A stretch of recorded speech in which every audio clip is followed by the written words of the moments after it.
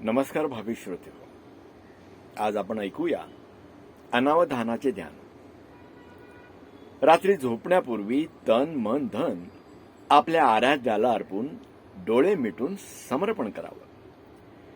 रात्रीची झोप आणि सकाळी जागा होणं ही फक्त रोज घडणारी शारीरिक क्रिया नाही, त्यात एक गूढ अध्यात्म दडला आहे. दिवसभर मी, माझं, माझ्या इच्छा, माझी धडपड ह्यात गुरफटलेला मनुष्य जेव्हा रात्री झोपतो तेव्हा नकळत सगळं सोडून देतो.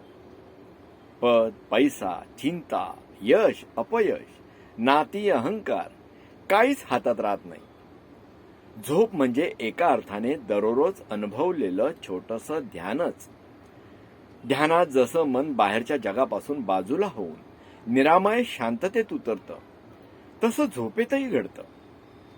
फरक एवढाच, ध्यानात आपण जाणीवपूर्वक शांततेकडे जातो आणि झोपेत निसर्ग आपल्याला त्या शांततेत अलगद घेऊन जातो.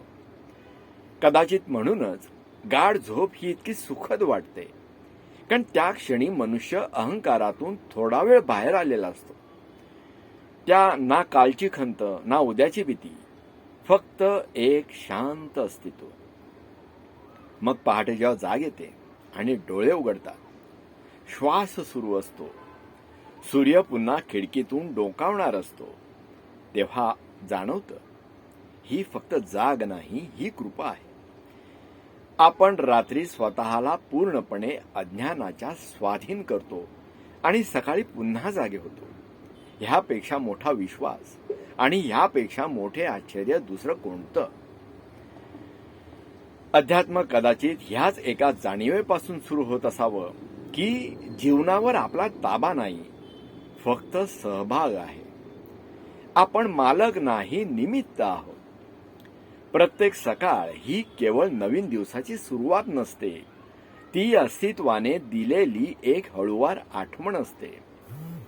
अजून तुझं कार्य संपलेलं नाही. जो मनुष्य रात्री झोपताना समर्पण आणि सकाळी उठताना कृतज्ञता अनुभवतो, त्याच्यासाठी प्रत्येक दिवस साधनेसारखा होतो. त्याला उमगू लागतं. झोप ही केवळ विश्रांती नाही आणि उठून बसणं ही केवळ दिनचर्या नाही. तो दररोज घडणारा एक अदृश्य आध्यात्मिक चमत्कार आहे.